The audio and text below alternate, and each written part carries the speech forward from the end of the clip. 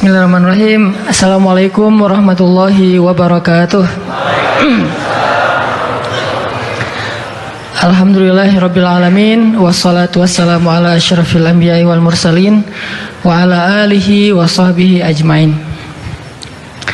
Teman-teman yang dirahmati Allah Subhanahu wa taala, beda rasanya nih duduk di bawah bareng. Enggak di bawah banget sih. Tadi kita udah dengerin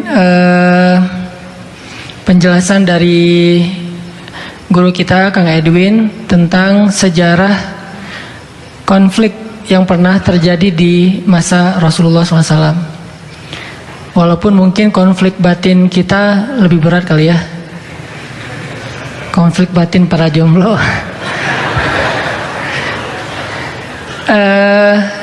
Saya pengen kita coba membandingkan tentang semangat brotherhood di zaman Rasul dengan brotherhood di zaman kita. Nanti hubungannya dengan materi kita adalah melakukan sesuatu atau memberikan sesuatu itu tanpa ada paksaan. Kayak misalnya kita ngelihat, mungkin kita juga ngerasain semangat brotherhood yang selama ini ada di kita itu kan luar biasa ya, terutama di anak-anak komunitas.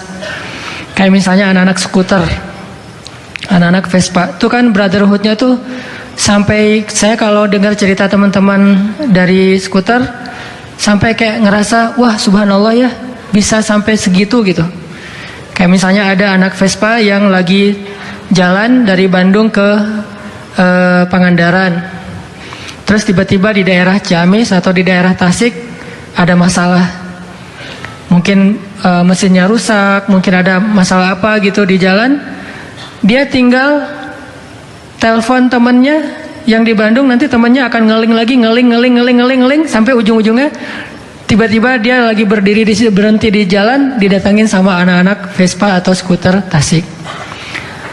Atau bahkan kalau ada anak skuter lewat ngelihat ada orang yang lagi di jalan pakai skuter dan ada masalah, itu walaupun nggak kenal langsung nyamperin ya, gitu nggak sih? Langsung nyamperin kan? Langsung apalagi yang naik skuter, nah ini langsung nyamperin nih, kenal juga enggak, orang mana atau kerjaannya apa, dia orang kaya atau orang biasa, nggak peduli, yang penting dia sama-sama senang dengan skuter. Alasannya luar biasa ya, gara-gara sama-sama senang dengan skuter muncul brotherhood. Kalau dia pakai skuter berarti dia saudara saya, brother tuh, ikhwah.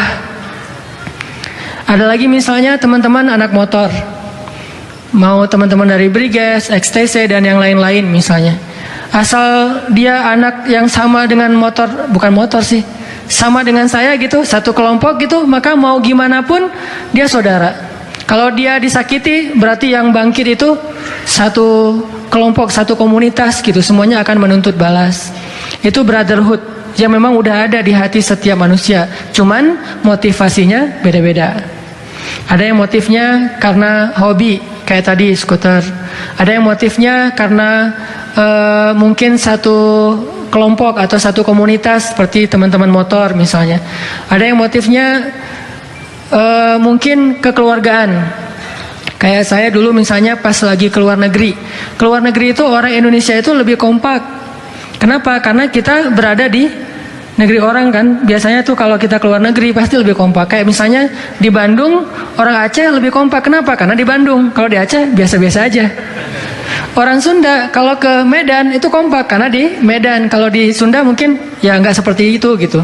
Artinya ada motivasi yang menjadikan kita itu brotherhoodnya tuh lebih kuat. Dan itu selalu kayak gitu. Sampai di Mesir juga kita masing-masing punya kekeluargaan.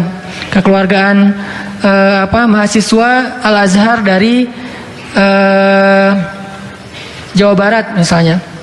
Itu teman-teman orang Sunda semuanya. Kalau ngumpul haram pakai bahasa Arab. Padahal semuanya belajar di Al-Azhar tapi nggak mau pakai bahasa Arab. Semuanya Nyunda. Kalau orang Aceh juga haram pakai bahasa Arab, semuanya bahasa Aceh. Yang agak repot kalau ketemu orang Sunda sama orang Aceh gitu, dan baru belajar bahasa Arab, sama-sama bingung. Akhirnya satu bahasa Sunda, satu bahasa Aceh, penerjemahnya yang bingung. Kalau kita lagi jalan tuh ada orang Indonesia, orang Arab, orang Afrika. Itu semuanya menceritakan tentang negerinya adalah surga. Orang Indonesia bilang Indonesia itu potongan surga di dunia. Orang Arab mengatakan Arab itu negeri para nabi. Orang Afrika mengatakan apa gitu ya. Tertanya deh ke orang Afrika gitu. Masing-masing membanggakan negerinya. Yang jelas teman saya orang Afrika, orang Kongo. Dulu namanya Zaire, terus berubah jadi Kongo. Dia tuh kalau nyebut nama negerinya lengkap. Kongo Demokratia, gak mau bilang Kongo doang. Kongo Demokratia. Dan dia bilang sebodoh-bodohnya orang Afrika itu pintar bahasa Prancis loh. Karena emang mereka kan ngomongnya pakai bahasa Prancis kan. Di Afrika itu anak kecil ngomongnya bahasa Prancis. Sama kayak di Paris kan, anak-anak kecil TK tuh ngomongnya bahasa Prancis tuh udah cas-cis-cus lah. Keren-keren gitu.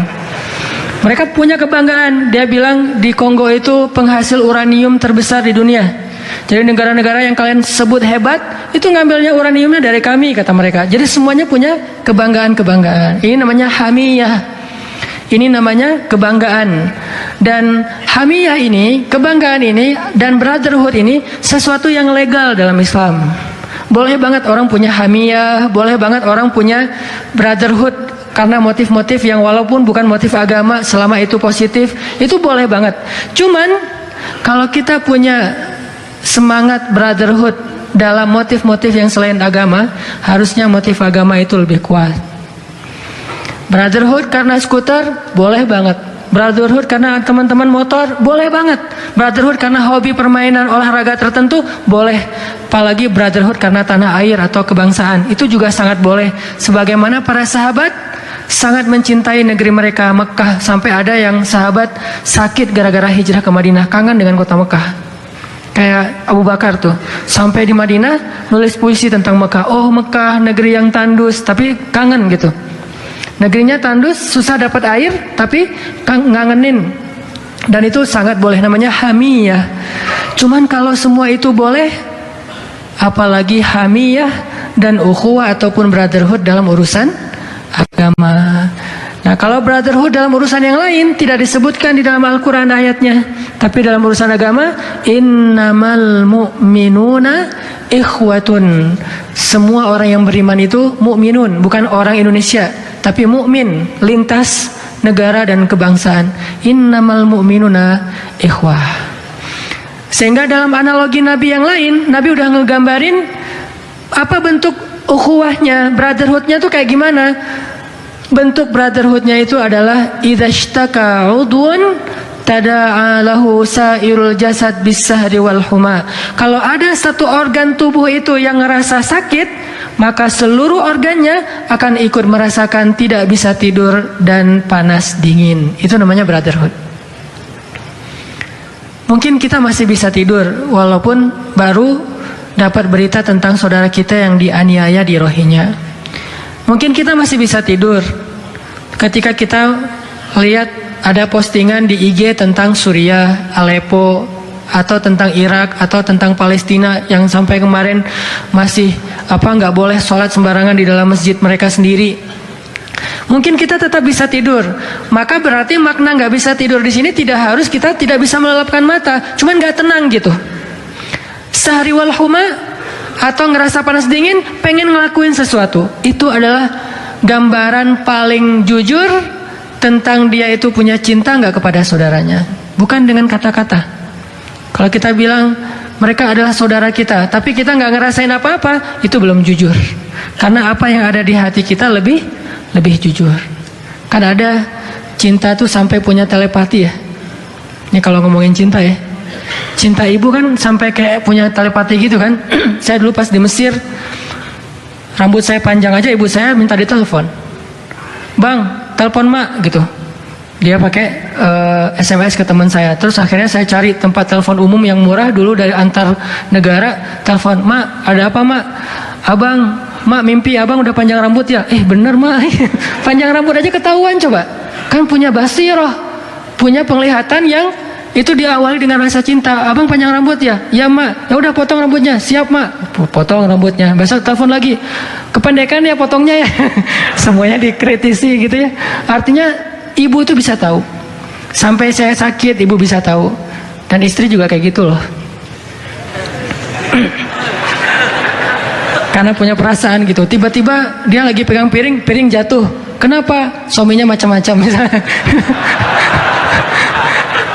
Ini tuh bahaya tuh. Makanya cinta itu dia ada rasa dan memang wujud gitu, bukan sekedar kata-kata. Misalnya kita ngegombal tentang persaudaraan, Palestina adalah negeri yang kami cintai, atau saudara kami di Suriah, itu gombal ya. Tapi terwujud nggak dalam hati dan perasaan kita, sampai kita kayak ngerasain kesusahan mereka padahal belum ngeliat postingan di Instagram.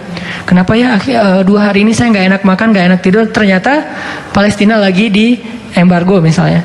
Kenapa ya saya semalaman gak bisa tidur, ternyata malam itu terjadi masalah di Suriah. Dan itulah yang dialami oleh mukmin harusnya. Itu pernah dialami oleh Rasulullah SAW, oleh para sahabat, bahkan oleh seorang khalifah yang sangat adil, yang urutan ke-6 di antara Khulafaur Rasyidin, namanya Nuruddin Zinki. Teman-teman pernah dengar? Paling-paling 4 ya, Abu Bakar, Umar, Utsman, Ali. Ada 2 lagi nih Khulafaur Rasyidin. Yang ke-5-nya Umar bin Abdul Aziz, dan yang ke-6 itu namanya Nuruddin Zinki, orang Turki. Nuruddin Zinki, gurunya Salahuddin Al-Ayyubi. Kalau teman-teman tahu Salahuddin Al-Ayyubi, ini agak-agak klise kalau nggak tahu gurunya, karena ini lebih keren daripada Salahuddin. Cuman Salahuddin lebih selebgram daripada Nuruddin. Kan belum tentu yang paling terkenal itu lebih banyak ilmu daripada yang enggak ya. Kalau dilihat followersnya mah mungkin Salahuddin followersnya lebih banyak daripada Nuruddin. Tapi Nuruddin lebih keren daripada Salahuddin. Kayak misalnya sebutlah saya dengan Ustadz Abdul Somad. Ini salah satu Ustadz rekomendasi saya ya. Kalau teman-teman pengen belajar fikih, tanya ke Ustadz Abdul Somad. Yang dari Riau itu. Yang lucu ya, capruk ala Melayu. Kalau ngomong capruk kan. Mungkin followers beliau segitu.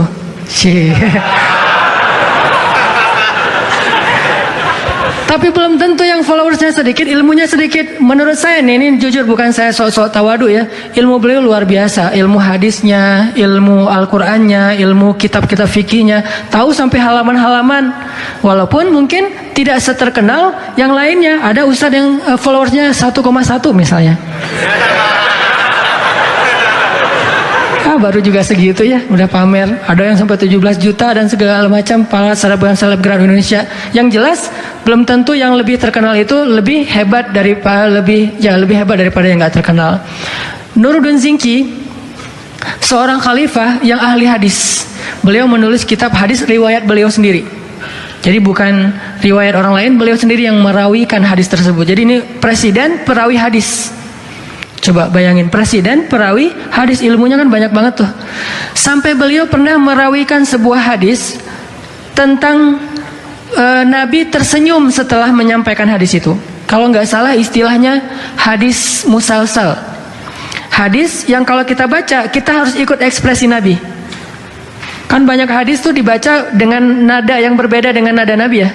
Sehingga kesannya berubah. Kayak misalnya Nabi nyampein gini, wahai anakku, kata Nabi kepada anak kecil Ibnu Abbas, jagalah Allah, Allah jaga kamu. Nabi ngomongnya gitu. Pas dibaca sama khatib di atas mimbar, wahai anakku, gitu kan ya, jagalah Allah, sesungguhnya Allah, dan gitu. Jadi berubah kan, gara-gara berubah nada, kesannya Nabi lagi marah-marah, padahal Nabi nggak marah-marah. Nah, hadis ada yang memang kita membacanya dengan ekspresi Nabi. Kalau Nabi senyum, kita bacanya senyum. Kalau Nabi sedih, kita bacanya sedih. Salah satu hadisnya hadis tentang doa safar. Kalau kita naik di atas kendaraan, kita baca doa safar yang standar, Bismillah tawakkaltu 'alallah subhanalladzi sakhkhara lana. Terus baca Rabbi zalamtu nafsi faghfirli fa innaka ghafurun rahim. Wahai Tuhanku, aku sudah menzalimi diriku, ampunilah aku. Siapa yang bisa mengampuni dosa selain Engkau? Engkau pengampun lagi maha penyayang. Lalu tersenyum.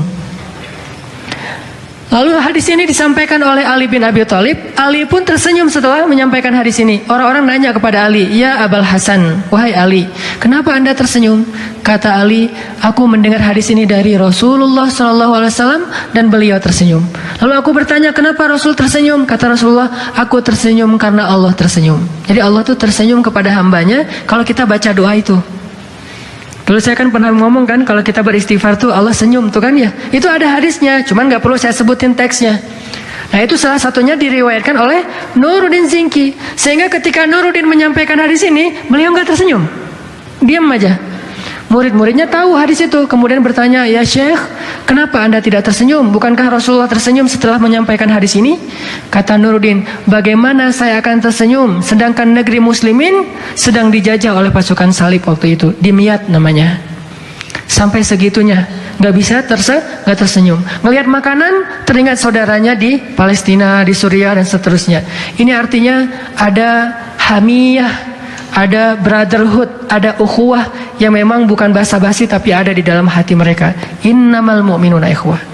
Sehingga Nabi SAW mengatakan, kalian tidak disebut sempurna imannya sampai mencintai saudaranya seperti dia mencintai dirinya sendiri. Bisa nggak kita ngerasain kayak gitu?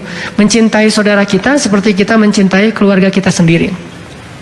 Anak-anak yang terusir di Rohingya itu bukan anak orang lain, tapi rasanya buat kita seperti anak kita sendiri. Kalau yang punya anak. Kalau belum, adik-adik kita sendiri. Yang jelas bukan istri kita sendiri ya, itu istri orang gitu. Istri-istri di Rohingya adalah istri saya, bukan. Itu mah beda. Khusus buat anak sama adik kakak gitu ya. Kalau untuk pasangan yang pakai akad dulu baru boleh ngaku-ngaku. Akad juga belum kan? Ngelamar juga mungkin masih ditolak. Ini teman-teman, berarti kita rasain tidaklah dia sempurna imannya sampai dia mencintai saudaranya seperti dia mencintai diri sendiri. Artinya apa? Sampai dia mencintai orang lain, saudaranya sesama mukmin seperti dia mencintai keluarganya sendiri. Seperti kita mencintai anak kita, adik kita, kakak kita, orang tua kita. Jadi yang terusir, yang sampai meninggal di sungai, meninggal di laut, itu bukan orang lain teman-teman. Harusnya kita ngerasain itu adalah ayah saya, ibu saya, kakak saya, adik saya, anak saya. Kalau udah bisa ngerasain kayak gitu, berarti insya Allah udah punya brotherhood dengan motif iman. Yang tadi tetap dijaga, jangan ditinggalkan. Tadi kita punya brotherhood dengan motif ulin, brotherhood dengan motif hobi. Sekarang brotherhood dengan motif iman. Jadi kita bukan hanya bisa punya rasa ikatan gara-gara sesuatu yang kita senangi aja, tapi punya sebuah ikatan gara-gara sesuatu yang kita yakini, bukan cuma yang kita senangi. Sehingga kita terus berpikir nih ngapain ya, apa yang bisa saya lakukan ya. Saya udah donasi sih, tapi kayaknya ngerasa kurang gitu. Ngasih lagi. Kalau perlu saya kayaknya harus ke Suriah. Ngapain? Ngasih solusi konkret. Salah satunya mungkin ini khusus buat yang udah sering ditolak. Di sana insya Allah nggak akan ditolak. Banyak banget loh yang perempuan-perempuan yang di sana jadi sendiri, jadi mungkin tidak ada yang ngurus. Kalau teman-teman ngerasa putus asa di Indonesia, ke Suriah insya Allah. Gak ada mertua di sana nanya kamu kerjaannya apa, nggak. Dari mana? Indonesia. Yang penting Indonesia aman lah udah. Bawa aja anak saya yang mana nih? Ada 5 anak saya teh, bisa pilih coba. Masya Allah ya. Yang putus asa, tapi saya kira di sini nggak ada yang putus asa. Di atas tuh semuanya pada siap insya Allah. Cuman kalau ada yang putus asa, mangga silahkan ke Suriah. Dan itu solusi konkret banget loh. Nikahin, jadikan warga Indonesia, udah selesai kan? Mungkin kalau kita bawa mereka ngungsi ke Indonesia agak susah. Tapi kalau menikahi mereka, alhamdulillah, bukan kita teman-teman maksudnya. Saya mah nggak bisa. Nggak boleh saya teh. Ada istri saya di bawah. Enggak. Maksudnya teman-teman nih yang jomblo-jomblo yang ngerasa putus asa, Ustadz ditanya terus, Ustadz kuliahnya udah lulus belum, kerjanya apa, udahlah nggak usah repot-repot. Di sana maharnya juga yang penting bisa ada tiket pulang ke Indonesia, udah mahar itu teh. Bisa kayak gitu. Kayak di Turki tuh teman-teman. Di Turki itu pengungsi Suriah di sana itu lebih dari 3 juta. Itu sama dengan seluruh penduduk Bandung kan. Penduduk Bandung kan kurang lebih 3 juta orang. Berarti Turki ngasih makan satu kota Bandung setiap hari selama bertahun-tahun dari APBN mereka sendiri. Gak pernah ngutang ke luar negeri. Dan yang ngasih makannya siapa? Bukan cuma pemerintah, yang ngasih makannya juga rakyat Turki itu sendiri. Karena punya brotherhood yang kuat. Sehingga satu keluarga Turki memberi makan satu keluarga pengungsi Suriah. Sampai kemarin tuh pemerintah Turki ngasih kayak semacam beasiswa kepada cowok-cowok Turki yang pengen menikah dengan perempuan Suriah yang jadi pengungsi, yang miskin, yang sendiri, dan akan diberikan gaji oleh pemerintah Turki bagi yang menikah. Mudah-mudahan pemerintah kita ngasih program kayak gitu, insya Allah. Yang menikahi para pengungsi karena perang, atau menikahi perempuan-perempuan yang mungkin kurang mampu karena keluarganya diuji dengan kemiskinan, berarti dikasih beasiswa oleh pemerintah. Tinggal berarti perginya ke pelosok-pelosok, ke Garut, ke pelosok Tasik. Ngapain? Pengen dapat beasiswa. Beasiswa pernikahan sebulan 1 juta lumayan lah ya untuk hidup berdua. Ustaz, gimana hidup berdua sebulan 1 juta? Makanya piringnya jangan 2, 1 aja, dan itu lebih romantis. Jadi ternyata pengen romantis itu miskin lebih romantis daripada kaya loh. Kaya satu makan di kafe sana, yang satu di restoran sana. Kalau miskin tetap aja sepiring berdua, 1 warung padang, 1 nasi padang bungkus, itu berdua. Kalau perlu ikannya cuma telur setengah lagi tuh, itu juga berdua. Coba bayangin, kan romantis banget kan? Air putih 1 gelas berdua, nasi sepiring berdua. Sehingga insya Allah akan Allah berikan keluarga yang jauh lebih nyaman. Nah ini hubungannya siapa ya? Pokoknya gitu deh. Ukhuwah. Coba kita renungkan, bandingkan brotherhood di zaman kita ini dengan brotherhood di zaman para sahabat. Terutama yang Allah rekam di dalam surat Al-Hasyr ayat 9. Itu simbol brotherhood paling agung, paling fenomenal yang pernah ada di zaman para sahabat. Brotherhoodnya orang Ansor. Ansor itu emang terkenal sih, cintanya kepada muhajirin itu kayak sampai nggak masuk akal. Muhajirin itu kan bukan siapa-siapanya Ansor kan, beda klan, beda kabilah. Bahkan dulu tuh sebelum masuk Islam, mereka tuh saling membanggakan diri dan saling menjelekan. Apa orang Quraisy tuh gini-gini, kata orang Quraisy, apa orang-orang dari sebutlah orang Ansor teh terbagi dengan Aus dan Khazraj. Apa orang Aus, orang Khazraj itu nggak penting dan nggak keren gitu. Orang-orang Quraisy yang paling keren, saling membanggakan diri dan menjelekan yang lain dulu sebelum Islam. Begitu datang Islam, la ilaha illallah Muhammadur Rasulullah, kata orang Ansor, orang Muhajirin adalah saudara kami. Begitu orang Muhajirin hijrah ke Madinah, orang Ansor sudah menyediakan sebagian dari hartanya untuk Muhajirin, dihadiahkan setengah loh. Jadi kalau kita punya tabungan, coba bandingkan teman-teman. Kita punya tabungan nih, biasanya berapa tabungan rata-rata? Sebutlah 10 juta. Berarti 5 juta buat Muhajirin, 5 juta lagi buat saya dan keluarga. Kalau yang punya tabungan 100 juta, 50 juta buat Muhajirin. Kalau yang punya tabungan 1 miliar, 500 juta buat Muhajirin. Itu nggak tanggung-tanggung ngasihnya, setengah. Makanya kalau kita mau ngeremehin orang Ansor, merasa bahwa brotherhood kita lebih baik, baca deh sejarah orang Ansor memberikan setengah harta mereka. Luar biasa ternyata. Terus pas mereka lagi panen, kan Muhajirin itu nggak jago bercocok tanam ya, jagonya perang sama, jagonya militer sama dagang. Itu keahlian Muhajirin, militer sama berdagang. Ansor keahliannya bercocok tanam, sawah, ladang, kebun korma. Ketika mereka panen korma, mereka nggak mau mengambil hasil panen itu kecuali mengundang kaum Muhajirin. Jadi kaum Muhajirin pas hari panen tuh ngumpul di Masjid Nabawi. Mereka zikir-zikir gitu, nggak enak keluar, takutnya nanti bikin orang Ansor nggak enak hati gitu. Hari ini hari rayanya orang Ansor, Muhajirin di masjid aja. Terus orang Ansor udah ngumpulin semua korma hasil panen, mereka panggil orang Muhajirin, ya Rasulullah, kami ingin mengundang saudara-saudara kami orang-orang Muhajirin untuk datang ke kebun korma. Kata Nabi, ada apa? Kami baru selesai panen ya Rasul, dan kami tidak akan mengambil bagian sebelum orang Muhajirin mengambil bagian mereka. Orang Muhajirin disuruh ngambil bagian dulu dari bagian panennya orang Ansor. Padahal yang kerja orang Ansor, pemilik tanah orang Ansor, yang selama ini susah payah orang Ansor. Tetapi ketika udah ada hasilnya, yang manen pun orang Ansor, yang metik buah kurma itu orang Ansor. Semuanya orang Ansor. Tapi giliran hasilnya pas mau dibagi, mereka tidak mau mengambil bagian kecuali orang Muhajirin ngambil bagian terlebih dahulu. Ansor, simbol brotherhood yang paling luar biasa. Dan itu mereka lakukan tanpa ada paksaan dari siapapun. Nabi nggak pernah ngancam mereka, nggak pernah memerintahkan mereka harus bagi dua dengan Muhajirin, nggak pernah sama sekali. Nabi cuman mempersaudarakan mereka. Kamu adalah saudaranya dia, kamu adalah saudaranya dia. Terserah setelah itu mau kayak gimana. Sampai orang Ansor kalau ada yang meninggal dunia, warisannya dibagi berdua dengan orang Muhajirin. Jadi kalau bapaknya meninggal, anaknya orang Ansor bagi warisan sama orang Muhajirin. Sampai kayak gitu coba. Ini sampai Allah Subhanahu wa taala di surat Al-Hasyr ayat 9 memuji orang Ansor dengan kalimat yang cukup panjang.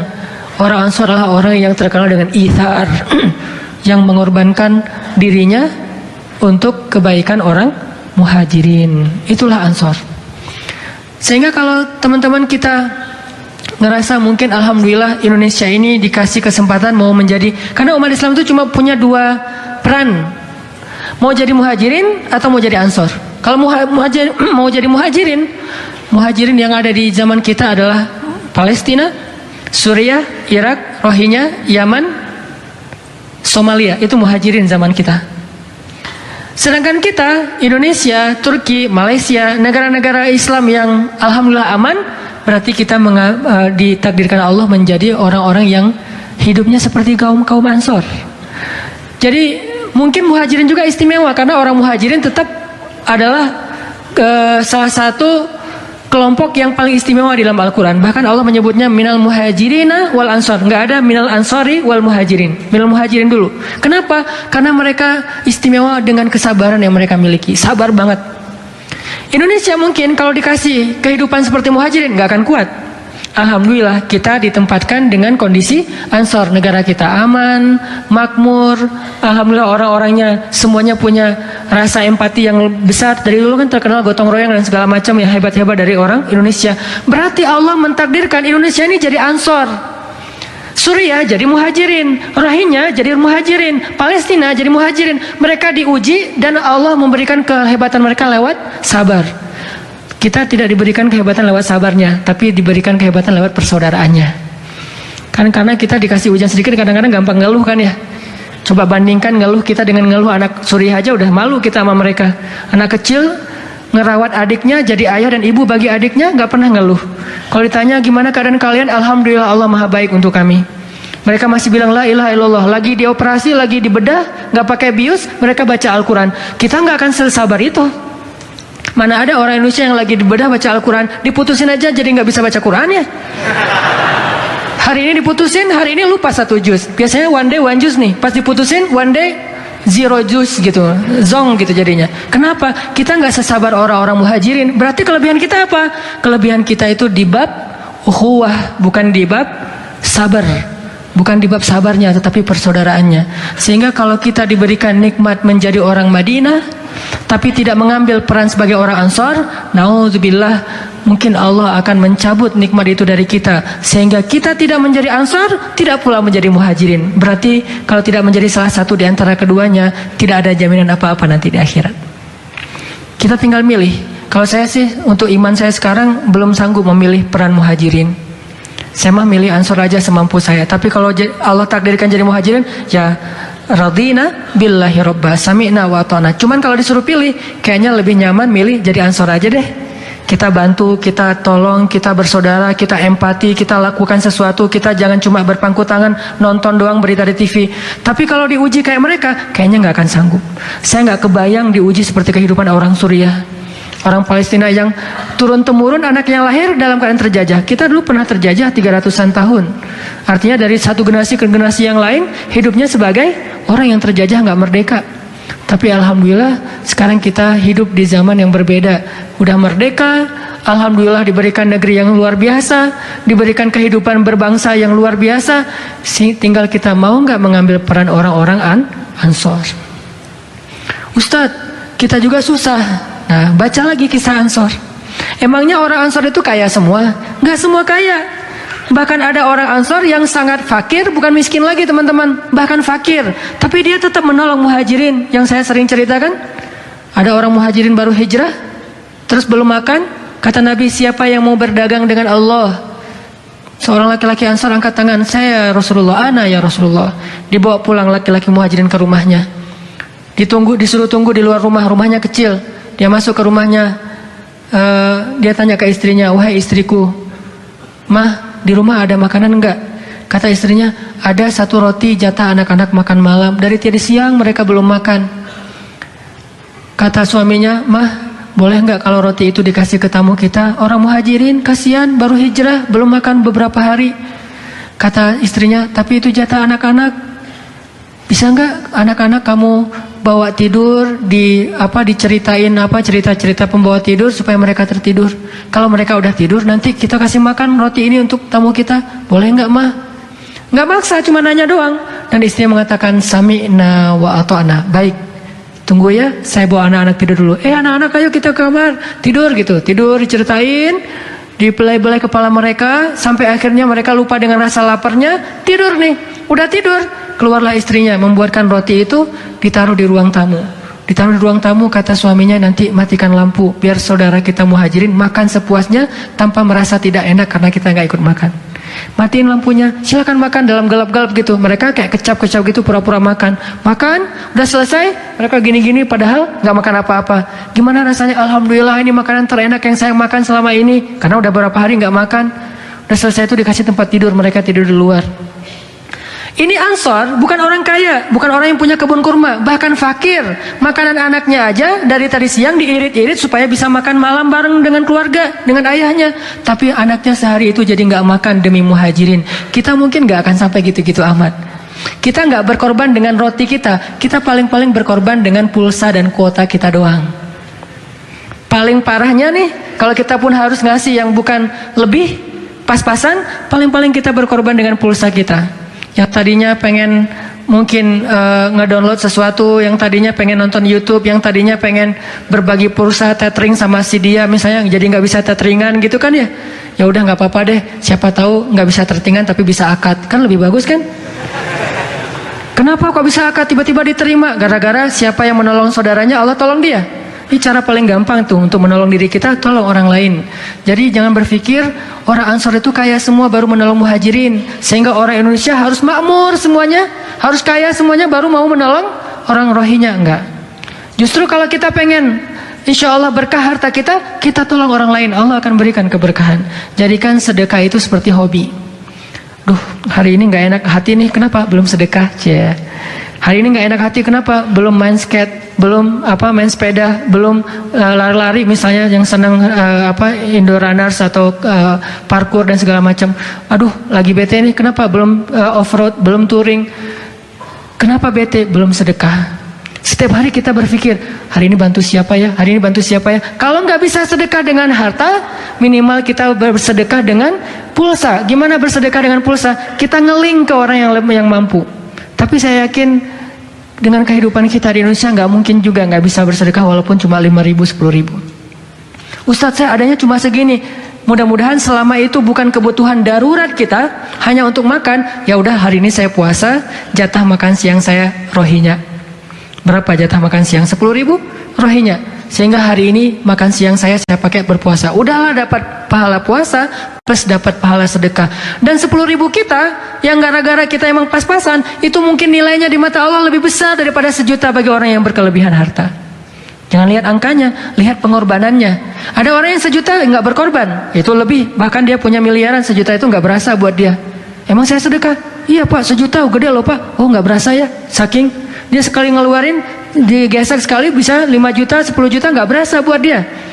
Karena dia sekali beli baju mungkin harganya berapa puluh juta, beli tas, dia benerin mobil atau dia salonin mobil udah habis berapa. Renovasi rumah udah habis berapa. 1 juta nggak berasa buat dia. Kita 100.000 itu diingat sampai bertahun-tahun. Kenapa keingat? Karena itu pengorbanan. Berarti 100.000 kita kadang di mata Allah lebih besar daripada jutaan bagi orang yang berkelebihan harta. Makanya jangan berkecil hati dengan angkanya, tapi lihat pengorbanan di angka itu sebesar apa pengorbanannya. Al jaza ala qadril masyaqqah. Balasan Allah itu tergantung tingkat kesulitan dalam beramal.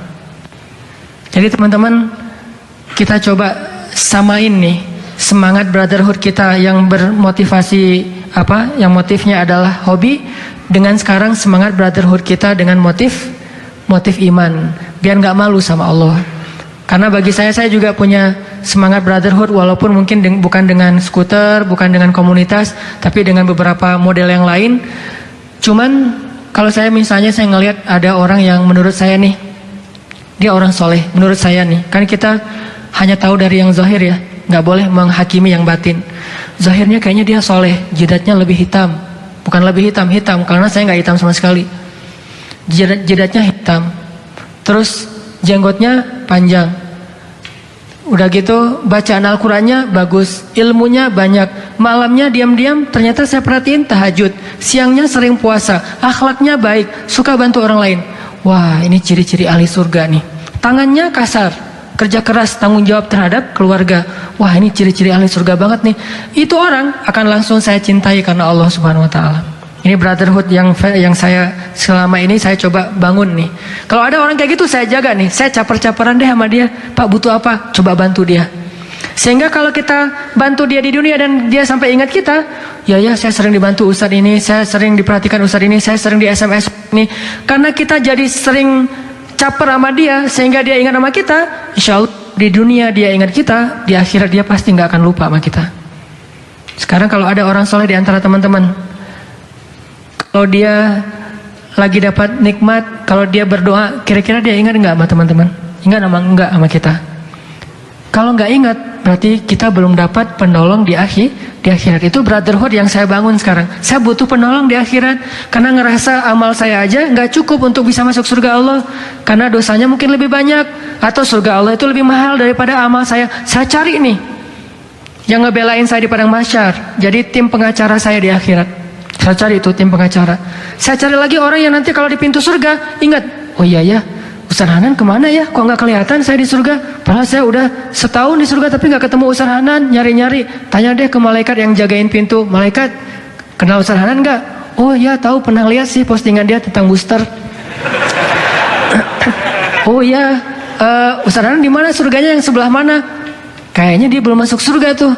Oh beneran belum masuk surga? Nggak percaya, masa Ustaz Hanan belum masuk surga, saya aja yang belajar ke beliau masuk duluan. Akhirnya setelah dicek di komputerisasi surga, emang nggak ada nama saya kan. Cari ke padang mahsyar yang saya sering cerita, dan itu benar-benar terjadi teman-teman. Nah sekarang kita punya kesempatan nih.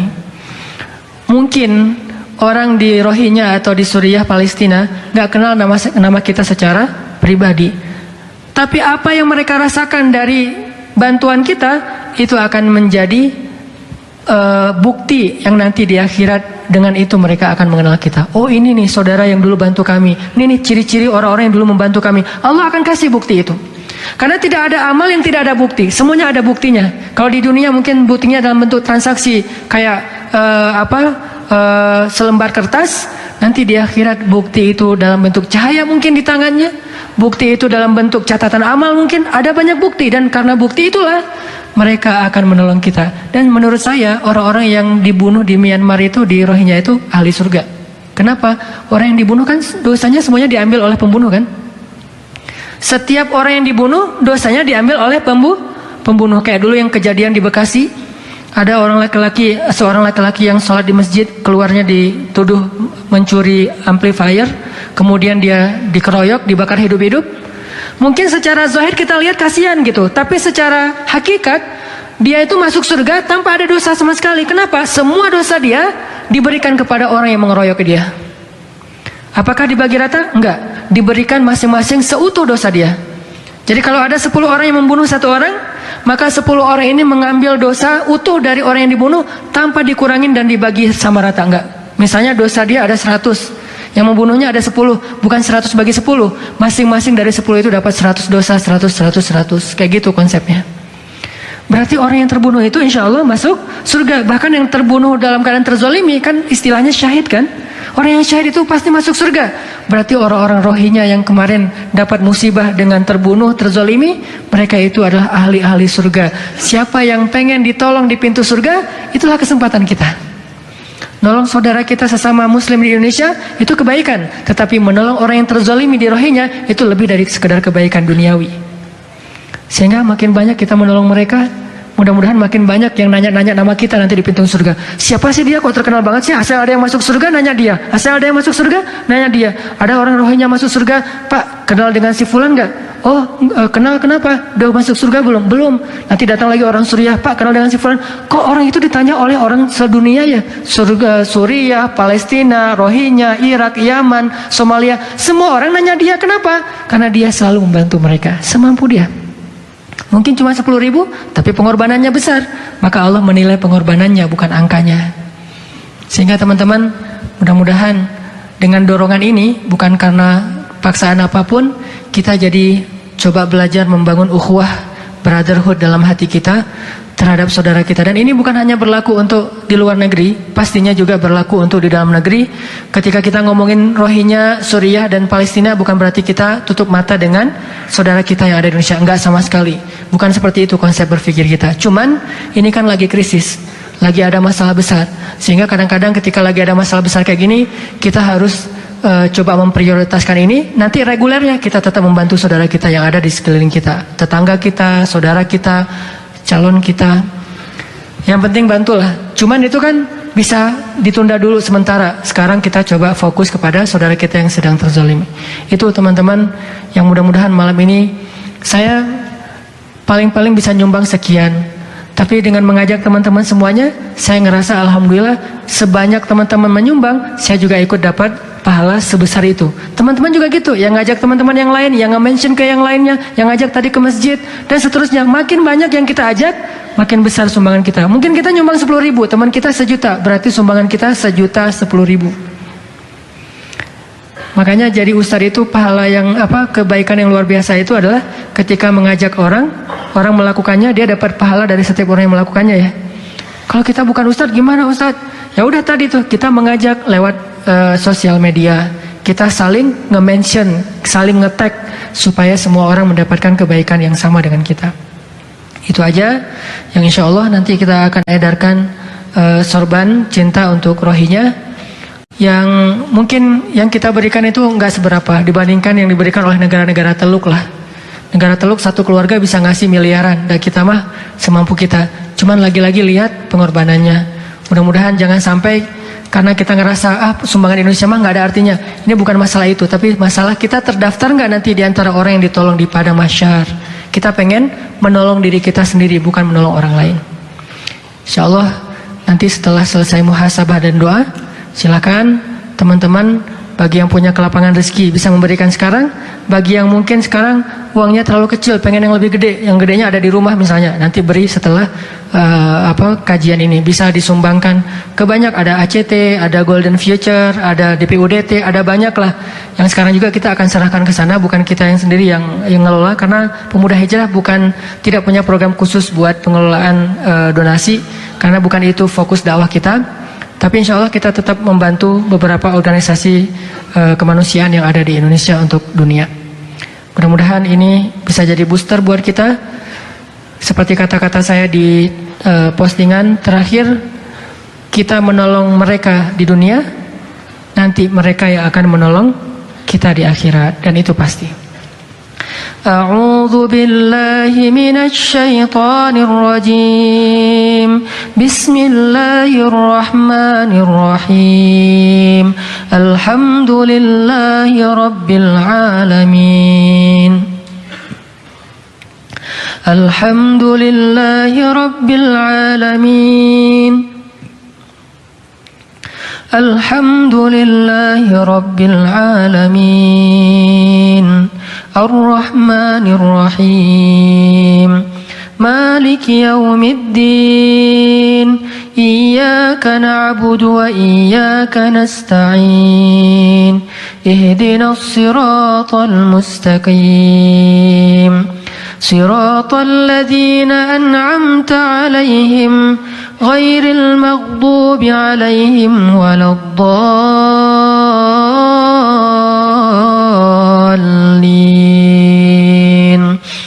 بسم الله الرحمن الرحيم الحمد لله حمدا كثيرا طيبا مباركا فيه كما يحب ربنا ويرضى اللهم صل وسلم وبارك على سيدنا محمد وعلى آله وصحبه أجمعين اللهم اغفر لنا ذنوبنا ولوالدينا وارحمهما كما ربيانا صغارا اللهم اغفر لنا ذنوبنا يا غفار يا غفور يا